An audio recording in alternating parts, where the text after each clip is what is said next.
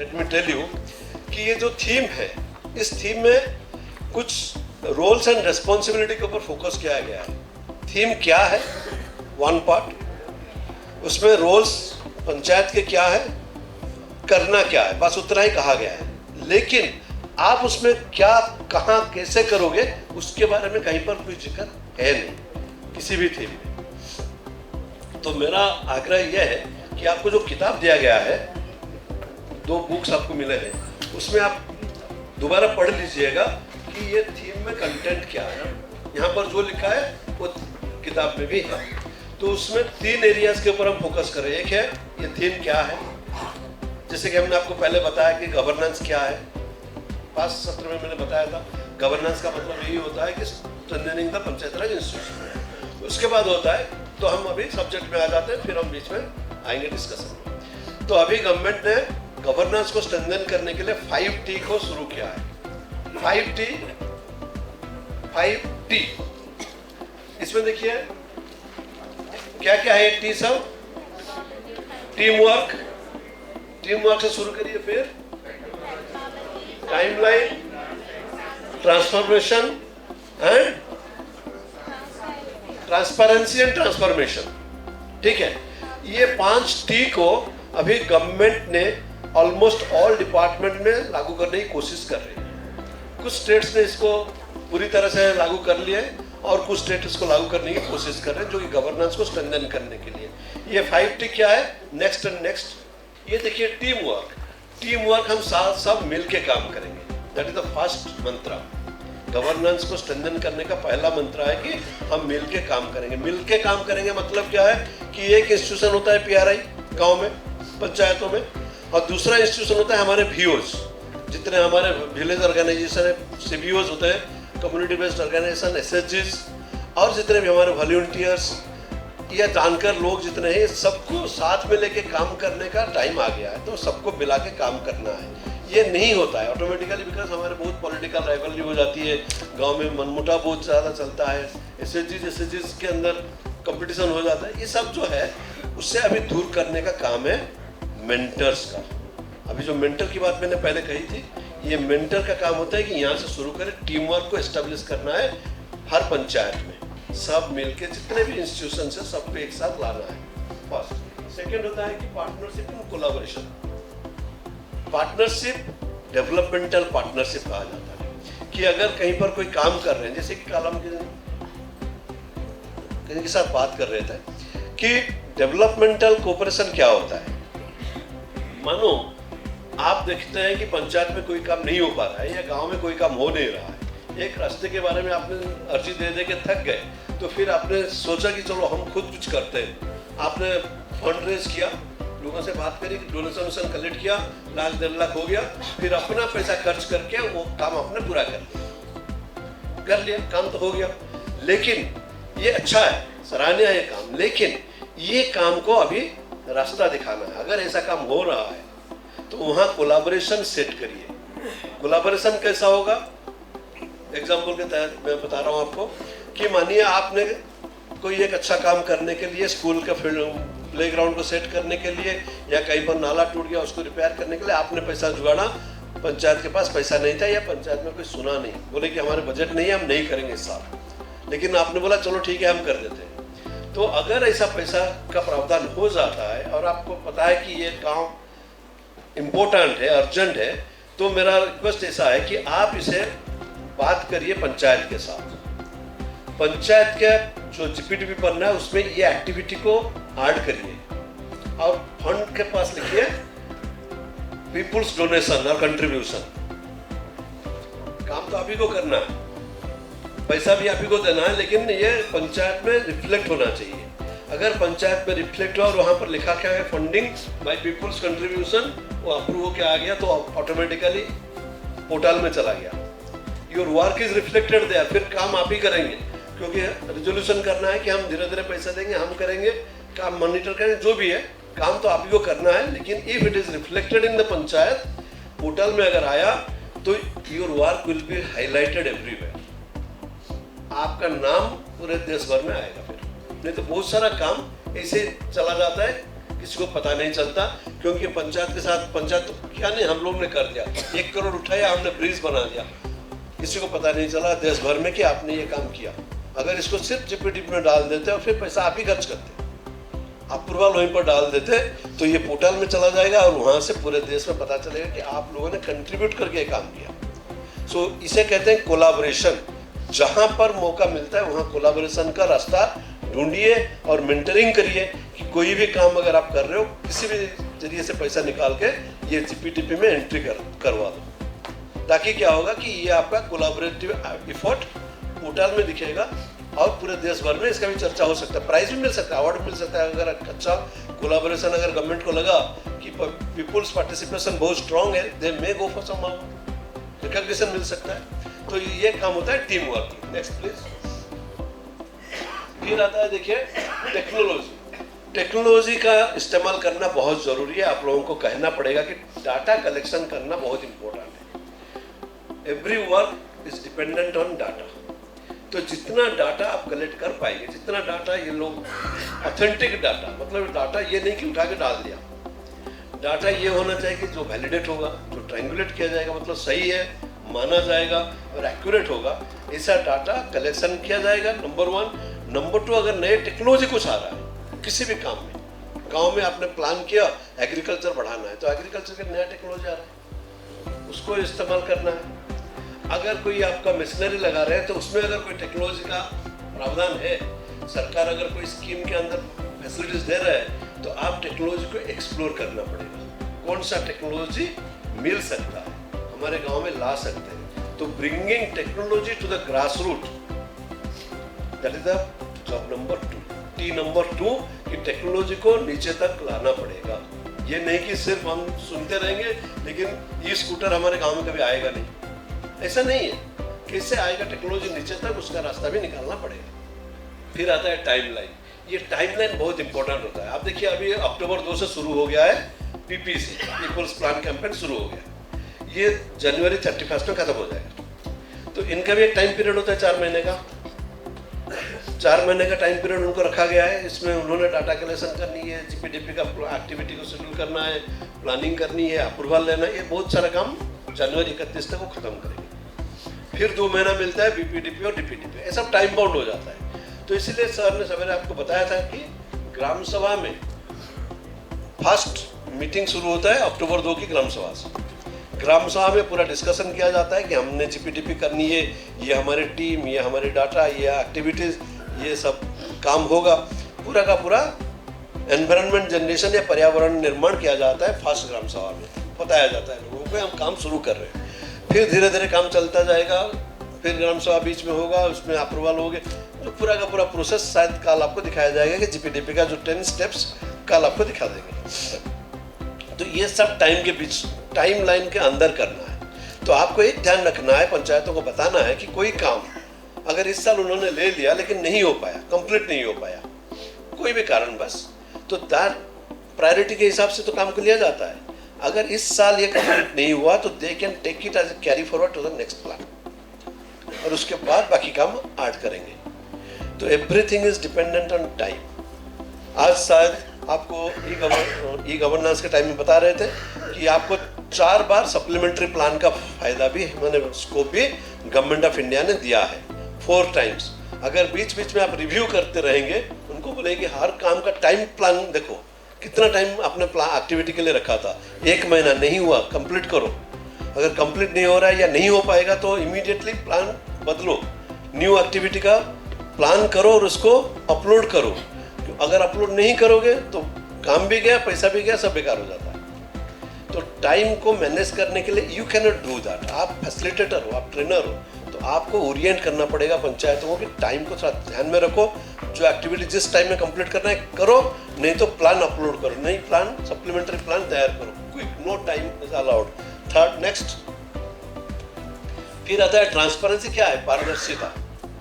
पारदर्शिता का मतलब होता है कि रिडक्शन ऑफ करप्शन। नहीं, कहाँ पर कितना खर्चा हो रहा है, कहाँ पर क्या जा रहा है, कहाँ पर कैसे इस्तेमाल किया जा रहा है, उसका पूरा का पूरा ब्यौरा लोगों के पास होना चाहिए। हमारे यहाँ आजकल पंचायतों में तो बोर्ड लगाने का प्रावधान शुरू हो गया है।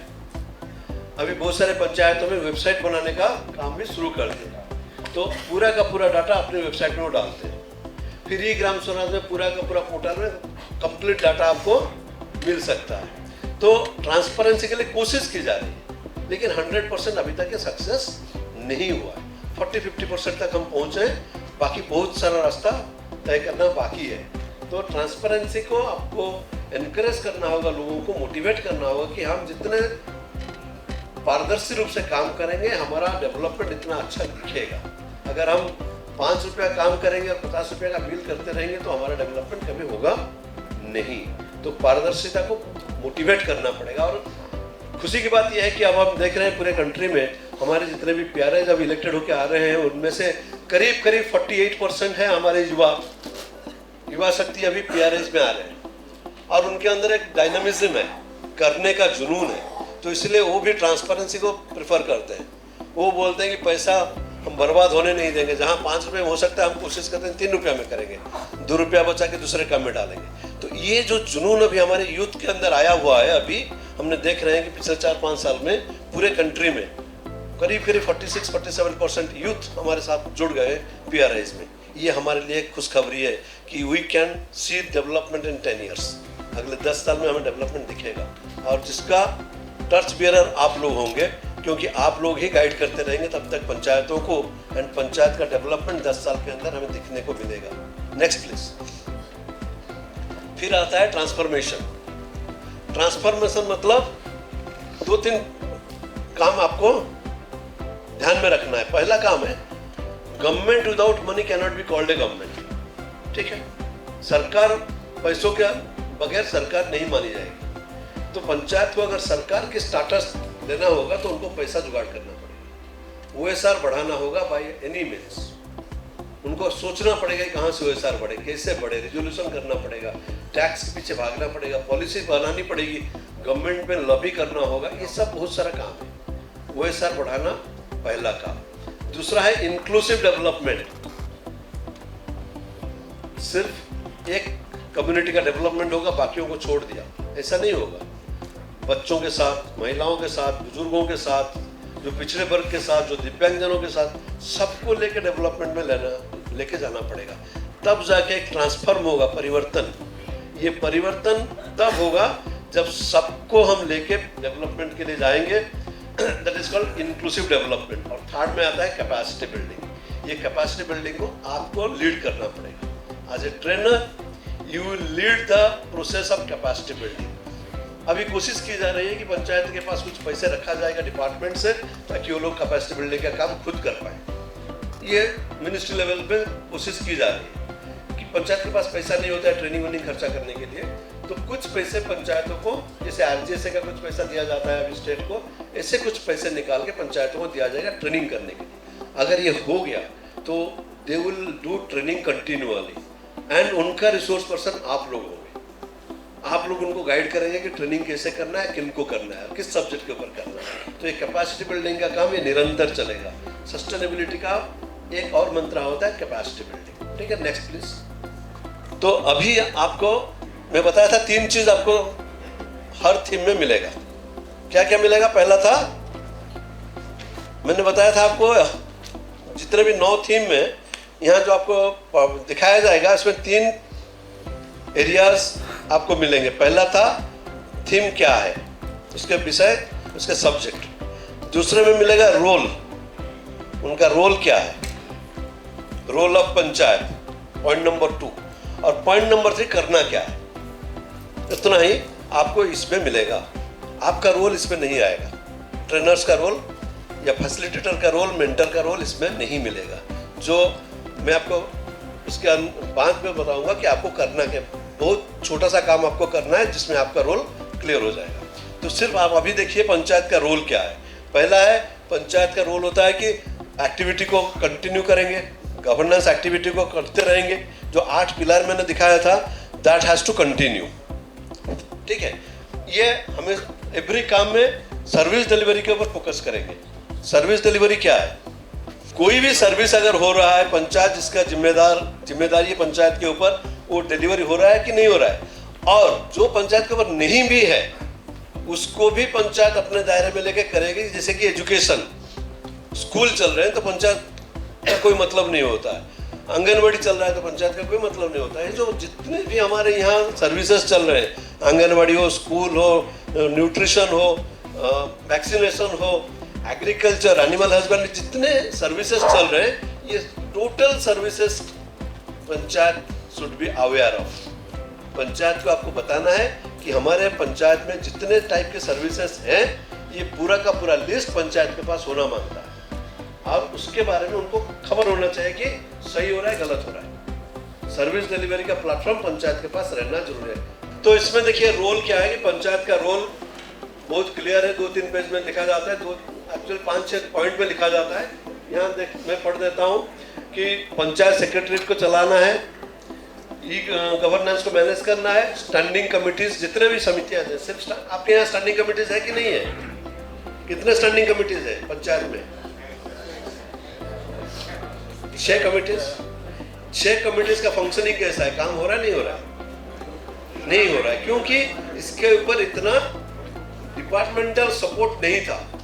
कि मानो एक वुमेन एंड चाइल्ड के ऊपर एक कमेटी बनाया गया, लेकिन वुमेन एंड चाइल्ड का अपना कमेटी भी है। एग्रीकल्चर के लिए कमेटी बनाया गया, लेकिन एग्रीकल्चर का अलग कमेटी भी है। तो इसीलिए वो सिंक्रोनाइज नहीं हुआ था। अभी ये पीडीआई लॉन्च होने के बाद ये सब सिंक्रोनाइज होने लगेंगे, सब आएंगे पंचायत के पास, भैया हमें बताओ पीडीआई करना है। तो इसीलिए ये कमिटीज भी बन जाएंगे, स्ट्रेंथन हो जाएंगे। जितने कमिटीज हैं उनको स्ट्रेंथन करने का काम आपको थोड़ा गाइड करना है पंचायत को कि भैया जितने कमिटीज है उसको थोड़ा स्ट्रेंथन करो। Next please. और एक है देखिए टाइमली सर्विस डिलीवरी। ये सर्विसेज में दो टाइप के सर्विस होता है। एक होता है कि हमें जो बेनिफिट मिलता है, जो हमारे पेंशन्स मिल जाते हैं, लोगों को भत्ता मिलता है ना, कुछ हमारे जो बेनिफिशियरीज होते हैं भत्ता मिलता है, या किसी को घर मिलता है, या किसी को कोई और ग्रांट्स मिलता है, या स्कीम के पैसे मिलते हैं, मातृमंगल में पैसे मिलते हैं, बहुत सारे बेनिफिशियरी फंड मिलता है। ये मिलना इन टाइम चाहिए, that has to be ensured. Time था 5 तारीख को मिलेगा, 25 तारीख को कोई फायदा नहीं होता, ये उसी टाइम पे मिल जाना चाहिए। नंबर 1। नंबर 2, बाकी के जो सर्विसेज, पेड सर्विसेज, जैसे कि पीडीएस हुआ या फिर प्रमाण पत्र जितना भी हुआ, paid services common service centre से, ये भी टाइमली मिलना चाहिए। ये दोनों को इंश्योर कराना है पंचायत के पास कि भैया आप इस सर्विसेज को इंश्योर कराओ कि स्मूथ चले। फिर आता है ग्राम पंचायत प्लान, जीपीडीपी। कल आपको बताया जाएगा कि एक वीपीआरपी होता है। आप लोगों को वीपीआरपी पता है? आपके यहाँ वीपीआरपी भी होता है, क्या है वो? अभी उसको थोड़ा रीवर्डिंग किया जा रहा है। क्या किया जा रहा है? नहीं, वो वीपीआरपी जो उन्होंने बताया, क्या बताया आपने? सुनाई दिया सबको? उसका नाम था विलेज पॉवर्टी रिडक्शन प्लान। अभी उसको नए तरीके से प्रस्तुत करने की कोशिश की जा रही है, विलेज प्रॉस्पेरिटी रेसिलियंस प्लान। ये पॉवर्टी को हटा के प्रॉस्पेरिटी किया जा रहा है, तो पॉजिटिव वाइब्स लाने के लिए। तो यहीं पर वो शुरू हो रहा है, उसके बारे में शायद कल आपको बताया जाएगा कि वीपीआरपी क्या है, विलेज प्रॉस्पेरिटी रेसिलियंस प्लान, विकास को कैसे आगे लेकर जाया जाएगा। तो इसमें जीपीडीपी उसी के साथ मिलकर काम करेंगे। जीपीडीपी एंड वीपीआरपी ये मिलकर एक होलिस्टिक प्लान बनाना है, पार्टिसिपेटरी प्लान बनाना है और लोगों के साथ मिलकर बनाना है। 2-4 सेक्रेटरी और सरपंच और वार्ड मेंबर बैठ के प्लान बना देने से ये पार्टिसिपेटरी प्लान नहीं बना जाएगा, ठीक है। एंड उसके बाद आता है sourcing resources outside the village. पैसे अगर बाहर भी है तो वहाँ से पैसा लेने की कोशिश करनी चाहिए, ताकि वहाँ से भी फंड आए, वहाँ से पैसा सीएसआर में फंड आए, प्रोफेशनल टैक्स में फंड आए, बहुत सारे टाइप का फंड लाया जा सकता है। या कोई बेनिफिट, जैसे कल बलोदा जी बता रहे थे कि उन्होंने गए बाहर से कुछ मेडिसिन लाने के लिए, उन्होंने अपने ओर से कुछ गिफ्ट कर दिया, उन्होंने कुछ बेनिफिट्स खरीदे। कहाँ से? उनको जब पता चला कि आप एक डेवलपमेंट काम कर रहे हो तो वो भी कुछ कंट्रीब्यूट करते हैं, इनकम फॉर द पंचायत। तो बाहर से अगर ऐसा इनकम का सोर्स है तो इसको भी ट्रैकिंग करें।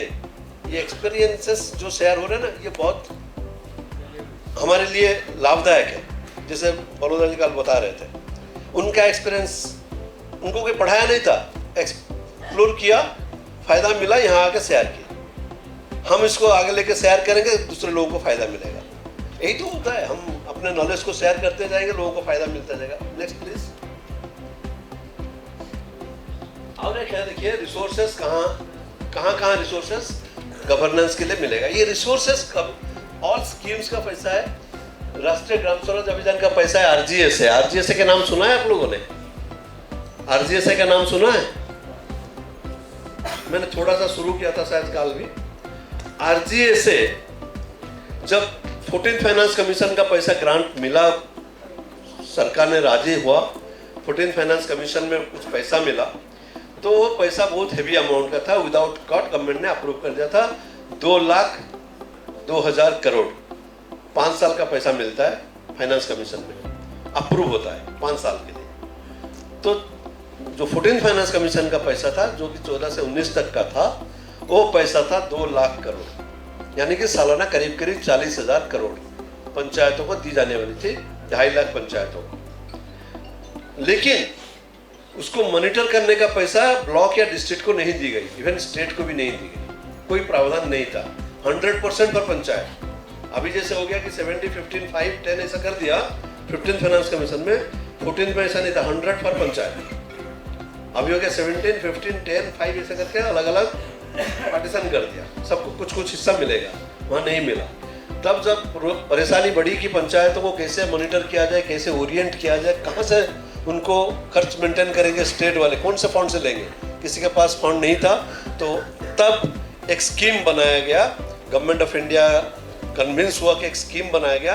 वो स्कीम शायद पारित हुआ 2018 में, लेकिन स्कीम बना 2014 से, और उसी का काम में लगाया। उसका नाम दिया था PSA, पंचायत सशक्तिकरण अभियान के नाम पे एक छोटा सा स्कीम बनाया गया था, जिसमें कुछ ही पैसे डाले गए थे, 200-400 करोड़ ऐसे कुछ, ताकि हर स्टेट को, SIDs को पर्टिकुलरली और कुछ डिपार्टमेंट को पैसे दिए जाते थे, ताकि वो ट्रेनिंग करे और बाकी मिनिमम एक्सपेंसेस मीट करे, कुछ लोगों को रखे जो कि ट्रेनिंग का काम आगे बढ़ा के जाए।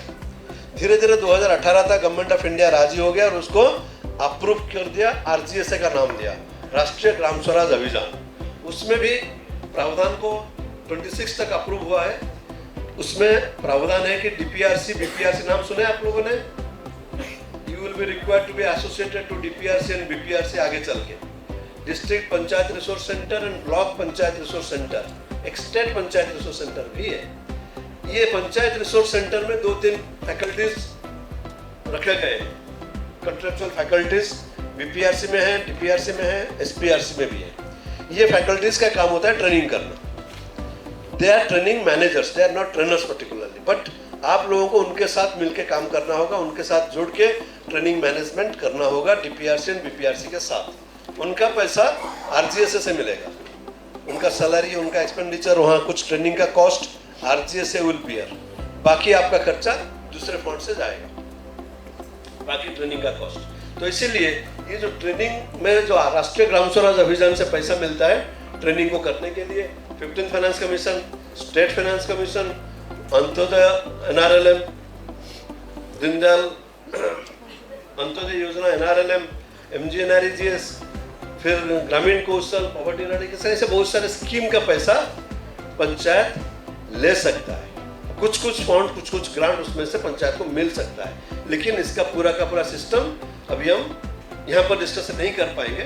ग्रेजुअली आपको नेक्स्ट सेशन जब चलेगा उसमें आपको दिखाया जाएगा। Next please. ये उसी और 4-5 है, राष्ट्रीय स्वास्थ्य बीमा योजना, भारत मिशन, जल जीवन मिशन, यहाँ से भी कुछ पैसे पंचायतों को मिलेंगे। ये बताने का कारण यह है, आगे चल के आप थोड़ा ध्यान रखिएगा, अपना इंफॉर्मेशन का एंटेना थोड़ा खुला रखिएगा कि गवर्नमेंट इज प्लानिंग कि जितने भी मिशन है उसमें से कुछ पैसे निकाल के 0.1% या 1% ऐसे कुछ निकाल के पंचायतों को दिया जा सकता है कैपेसिटी बिल्डिंग के लिए। अगर ये किसी दिन अप्रूव हो गया कैबिनेट में तो तुरंत ये काम शुरू हो जाएगा, और इसका ड्यूरेशन ओनली 5 to 6 months। खर्च करो नहीं तो पैसा लैप्स, ये पैसे लैप्स भी हो सकते हैं, ये कंटिन्यू नहीं करने वाला है पैसा। तो अगर ऐसा कोई प्रावधान आ रहा है, आज ए ट्रेनर आप इसको ट्रैक करके तुरंत पंचायत के साथ डिस्कशन करना है, भैया ये फंड आपके पास आ रहा है, तुरंत हम ट्रेनिंग कर लेंगे। तो ये पूरे स्कीम के बारे में आपको थोड़ा ध्यान रखना होगा। Next please. ये जितने भी लोग हमारे पंचायत में सपोर्ट कर सकते हैं इसके बारे में कल बात करेंगे। जीपीपीएफटी के बारे में कल बात की जाएगी। जीपीपीएफटी आपने नाम सुना है? जीपीपीएफटी होता है ग्राम पंचायत प्लानिंग फैसिलिटेशन टीम। ये हर पंचायत में एक जीपीपीएफटी क्रिएट करने का प्रावधान हमारे गाइडलाइन में है। जीपीपीएफटी में हमारे 8 से 10 से 15 लोग मेंबर रहेंगे voluntarily. Sarpanch will facilitate the team, ward members रहेंगे और जितने हमारे वहाँ लाइन डिपार्टमेंट के मेंबर्स में से जो हो सकता है रहेंगे। विलेज लेवल में काम करने वाले जैसे आंगनवाड़ी हो, एसएचजीज हो, ये जितने भी हमारे रिसोर्सेस हैं उनमें से जो पसंद करेंगे आने के लिए दे कैन जॉइन द जीपीपीएफटी। जीपीपीएफटी का ट्रेनिंग भी अगले साल से किया जाएगा। तो जीपीपीएफटी का ट्रेनिंग भी आप लोगों को कराना होगा कि जीपीटीपी करना कैसा है। तो जीपीपीएफटी में ये सब लोग हमारे साथ जुड़ सकते हैं। Next please. यहाँ पर आ गए हम। सर जिसको बता रहे थे कि हर थीम का यही चक्र है, इसी चक्र में ये 7 खानों में ही पूरा का पूरा थीम घूम रहा है। ठीक है, हम इसी को यहीं पर ख़त्म करेंगे।